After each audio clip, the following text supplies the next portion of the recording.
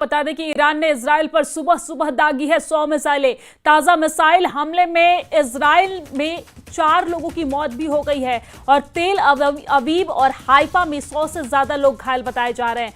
शुक्रवार से अब तक इजराइल पर 270 मिसाइलें दागी गई हैं। तो ये बड़ी जानकारी हम आप तक पहुंचा रहे हैं, तस्वीरें भी दिखा रहे हैं।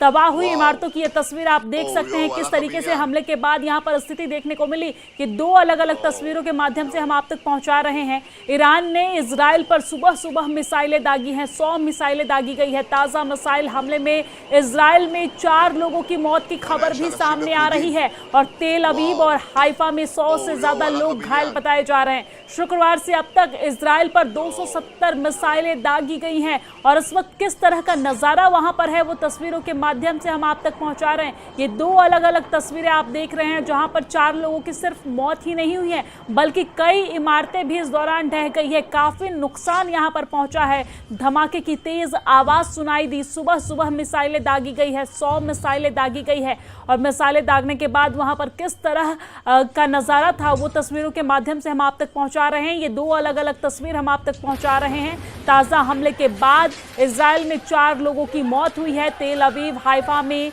ये तस्वीर हम आप तक पहुंचा रहे हैं जहां पर 100 से ज्यादा मिसाइलें दागी गई है।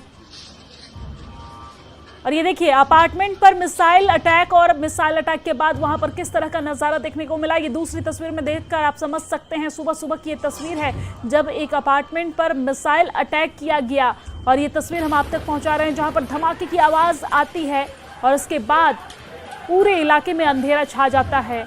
लोगों के बीच अफरा तफरी मच जाती है और सुबह सुबह का वक्त होता है जब यहां पर हमला किया गया, मिसाइलें दागी गई।